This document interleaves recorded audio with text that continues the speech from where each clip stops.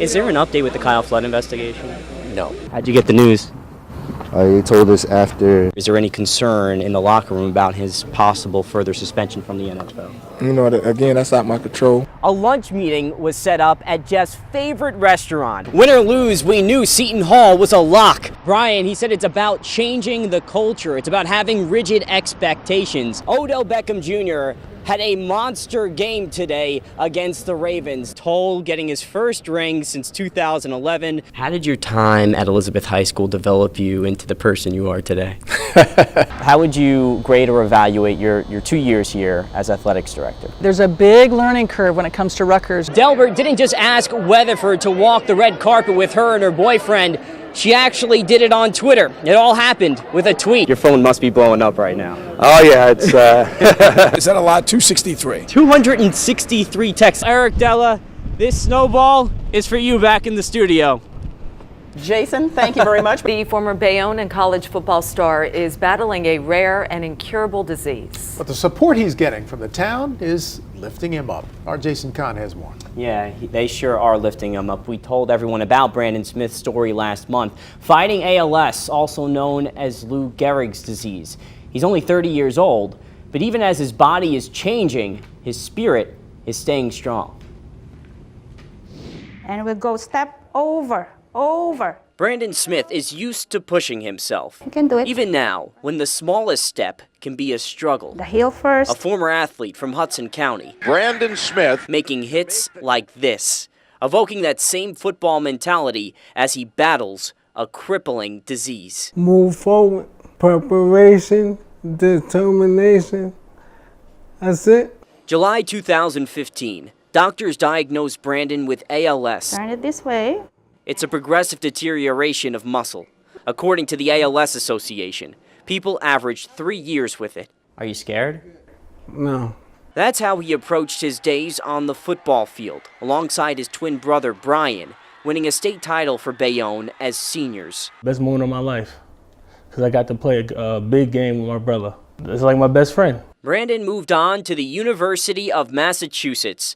A starting safety as a senior, he turned his 4-year career into a tryout with the Giants, but it didn't last. All my Giants fans and getting a tryout for them was great. He returned to his hometown to become an assistant football coach at his alma mater, basketball too. He says he's always been healthy, but now the 30-year-old has muscle weakness, twitches, and slurred speech. That's what caught his mom and fiance's attention. It happened out of nowhere. I had to be strong for him, but it was the worst day of my life. But you told me you didn't know too much about ALS at that point. No, but I knew the end result of ALS. So that much I knew. It was a scary feeling. My heart dropped. Christy Altamirano and Brandon are high school sweethearts, engaged for the past 3 years, a possible wedding this summer. But lately they're putting on events like this. An alumni flag football game, raising money for ALS research. By taking on the Ice Bucket Challenge, the community is helping. It means a lot, just to have those people there to support him. Support for him and others. Superintendent Patricia McGeehan lost her husband to the disease almost 25 years ago. Kind of hits me in the heart a little bit more than most people, but I know that we're going to give him the strength to fight it, because if anyone can fight it, it is Brandon Smith. But even on a day where friends and past teammates crowd him to take pictures and give words of encouragement. Brandon's Brandon, and he's still the same he was since he was a little kid. There's nothing more they can do. Everyone points to his smile and strength, even during a dark time. I believe in God, and I have a whole family and community behind me. What do you expect in the months ahead? I'll look that far. I look at it now. Brandon is participating in 2 trial studies in Boston and New York City to help researchers learn more about the disease. To donate to Brandon's cause, go to news12.com and click on the link for the article. So very inspiring story as he tries to fight this disease, but they are pulling by using their faith and hoping for a miracle here. Yeah. Police documents reveal that Giants kicker Josh Brown admits to physical and verbal abuse on multiple occasions. The Giants today say that he will not be traveling with the team to their next game because of this. In a statement, the Giants say they do not condone or excuse any form of domestic violence. Josh has acknowledged that he has issues in his life and has been working on these issues through therapy and counseling for a long period of time. We remain supportive of Josh and his efforts. His teammates hearing about it for the first time and didn't want to pass judgment. As a teammate, I'm behind Josh Brown. I just want him to get himself right and make sure he's able to overcome these things. It's not an easy thing, obviously involving his personal life. The personal life of Josh Brown made public through a police investigation. A letter he wrote saying he's physically, verbally, and emotionally abused his wife, and that he viewed himself as a god and she was a slave. His ex-wife reportedly told police that he abused her more than 20 times. Before seeing this, Giants owner John Mara publicly supports him, even signed him to a 2-year deal in the offseason. At the time, Mara saying this: "These are not easy decisions. Very easy to say, guy's been accused, get rid of him, terminate him." But the Giants now say they are revisiting Brown's case. Is there any concern in the locker room about his possible further suspension from the NFL? You know, again, that's out my control. You know, I hope not, because he's definitely a brother and he's definitely valued to our team. So I definitely hope that's not the outcome.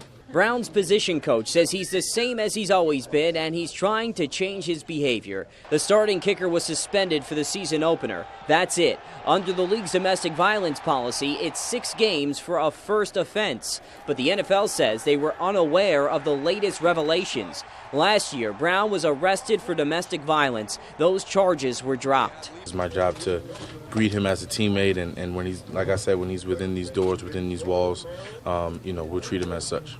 Brown reportedly today was seen practicing. The NFL says it will reopen its investigation. In East Rutherford, Jason Kahn, News 12 New Jersey. Nick, that's definitely part of the challenge, and winning helps too, let's be honest. This town is taking a lot of pride in their football. They've always taken a lot of pride in their football, but tonight, in part, is about helping the community heal. On the southern bank of the Raritan River, you'll find Sayreville. Residents and visitors alike welcomed by the success of the high school football team. 6 state championships, a run of 3 straight ending in 2012. People expect us to make the playoffs. It's like, are they going to make it this year or not? No, they expect us to make it. My mother almost fought my father one year because of football. So this scene for their season opener isn't unusual. People decked out in the blue and white. This is Bomber country, and it's not just on this field, it's everywhere. Like a local sub shop, longtime supporters of the program. Players and coaches routinely eat here and talk football. From what we see and hear, it's pretty huge. Big enough to divide this town over a hazing scandal that went national.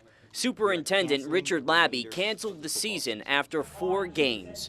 When asked about that decision, he declined to comment. We're just happy to take a step forward, a big step forward toward normalcy here in the district. That decision created tension between parents. I'm a single mom of 4 kids. I count on that. I counted on that for my son for a scholarship. A faction of people like her aren't convinced anything happened. But inside the locker room, 7 players charged with sexually assaulting or abusing 4 teammates. 6 of them get probation and community service, avoiding having to register as sex offenders. 1 case still awaits trial. At first, it's like, oh my God, these people are saying this about my brothers, about my family. It pisses me off. But then I sat back, because I'm not one to jump to conclusions. So I sat back and realized, all these people are saying all these things, and it's just people talking. Much of that talk directed at the firing of a legendary coach. George Najar presided over Sayreville football for 20 years. He has not spoken publicly about the incident, but his downfall hit some players harder than others. It's pretty sad. It's always a transition. Yeah, I mean, I would imagine that for them it was different. Chris Began coached with Najar for 8 years. And we're going to work at exactly that. He's a Sayreville alum and the new head coach. Bring it in. Let's go. He won a state title at Monroe in 2009. Certainly I know of all the stories and everything that's been written and what's gone on here. But really, we just took the approach of we're going to focus on moving forward. An approach that's taken them from the long, hot summer days of training camp to this game, under the lights and beyond. But a win isn't the only thing on their minds. It's about bringing the town together again. We're bringing them out of the trenches. So what we do corresponds to how the next few years are going.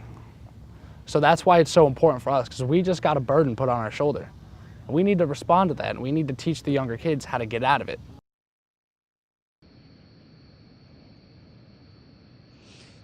Lawyers for the defendants involved in the hazing scandal declined a request for an interview. The Middlesex County prosecutor also did not want to speak on camera. Nick? But we do know this, Rick. Next week, a win and the Jets are in. A Steelers loss today paved that road for New York, once again making it close with the rival Patriots. Fortunately, this one's at MetLife Stadium. Last 5 games decided by a touchdown or less. Ryan Fitzpatrick to Brandon Marshall there. Jets up 7 at half. Marshall breaks a Jets single-season record for catches. Also the first receiver in league history with 6 seasons of 100 or more catches. His second touchdown catch there. Well, if you're watching the Rutgers game today against Ohio State, biggest test of the year, maybe better off with the Netflix or News 12. Right, if you can get on Netflix. Well, this game is tough for any team in the country because Ohio State big test. Is number 2 nationwide, Rick. Chris Ash used to be the defensive coordinator there. First time back since he took over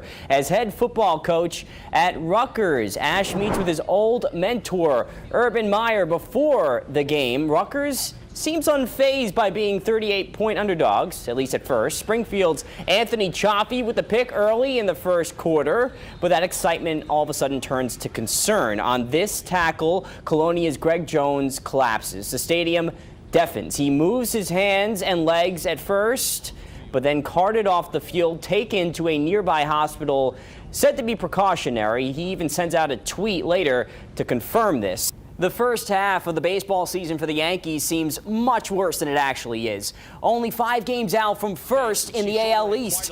Back from the All-Star game, Toms River native Todd Frazier in Cincinnati visiting the Bronx. Check out Derek Jeter and Frazier 16 years ago. Speaking of Ridgewood, this is the last year to see a Feagles on a high school football field. Yes, the son of Jeff, the former longtime Giants punter.